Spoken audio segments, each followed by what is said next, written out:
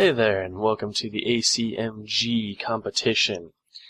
Today we're going to go ahead and talk about creating your own custom fonts for that awesome HUD that you just made. Not only does this font work on the HUDs and stuff, it also works when you're displaying messages and tutorial pieces, things like that. But the example we're going to use it for is this HUD that we made. So let's go ahead and in the Fonts menu, if you right-click and hit Create Font, it'll come up with this Font Properties menu. And in the Font Properties menu, you will notice a lot of different options that you can use.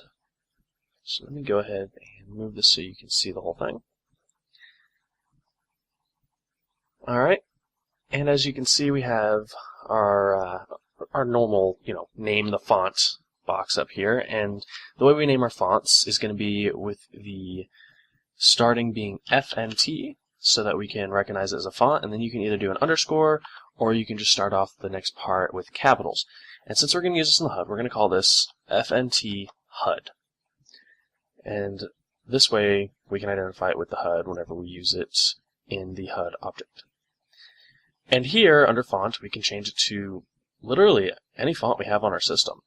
The main thing you want to keep in mind, though, is that whatever font you choose, it has to be something legible so that people can read it. You don't want it to be something, like extreme cursive so that they can't read it. That would defeat the purpose of displaying information. I'm going to go ahead and keep it on the default Arial font just because it's simple and it looks good. Next thing is the Anti-Icing. That's how I say it, at least. And what this does is it fills in like the outside edges, so it becomes, I guess, smoother. But if you take it off, they're sharp edged, they become a little bit easier to read. I'm going to keep it on Anti-Icing 3, which is the default, and I've never had issues using it on the default. Depending on the type of font, you may want to change that. Next, we have the size, and under the size, we get to pick what this font will look like in-game. So if you wanted to use a title that just swooped across the screen, or tell the player what kind of a location they're in, or if you want status effects, you can change it to a larger font. And I'm pretty sure 127 is the highest here, and you can actually change that. But we're going to go ahead and keep this at 32. Actually, no, we're going to be displaying the player's name, so let's do 16. And then under there you can either change it to bold, or italic, or both. And that's the player's name, so let's keep it bold. And then in the font sizes, like I said, if you hit this little plus button, you can add new range for the font that you want to use. I don't really mess with this. I think 127 might be overkill, but I guess it depends if you're designing it for a larger screen. I've never had to go above 127, let alone 68. So that's not much to worry about. You can keep it the default. If you want to change it, the plus. If you want to take away other options, you use the subtract button, or you can just clear them all and then create your own range. And then in this box over here to the right, it just displays all the characters and what they'll look like with the current font. And let me go ahead and just change it so you can see what I'm talking about.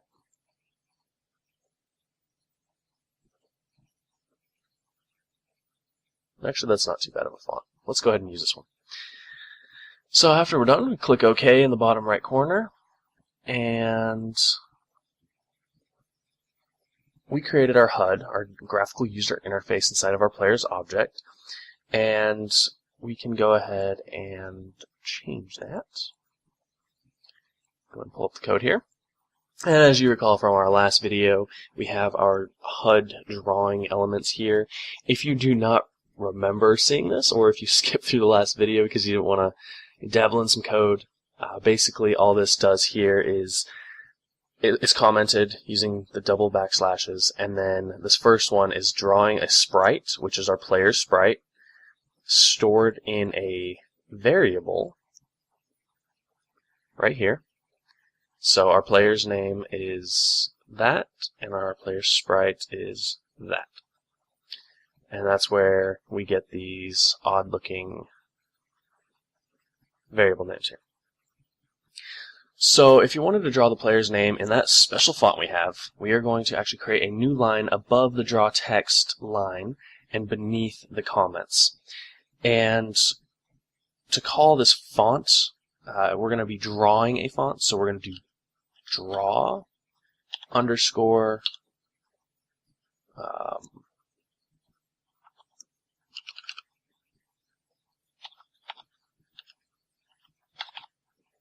I actually don't remember it.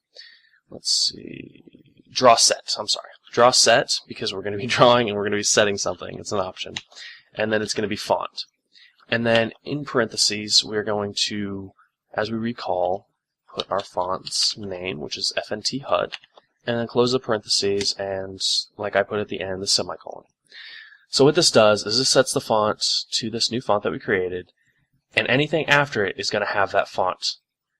And I'm going to actually play it and show you the player's name in this font, which you can see here. And I'm going to draw another HUD element so that you can see that everything after it will be this new font. So let's go ahead and put it in the same location. Let's put it a lot further down, and it's going to be the same font. So we're going to play test it again. And as you can see, it's in that same font. But further down, we're going to create a new font to go by. And this will be our new font. And let's change it to something outrageous. I don't know, Webdings. That'll be cool. I recommend to never use that, but for the sake of testing and showing you guys, I'm going to go ahead and do it. And then let's go ahead and comment.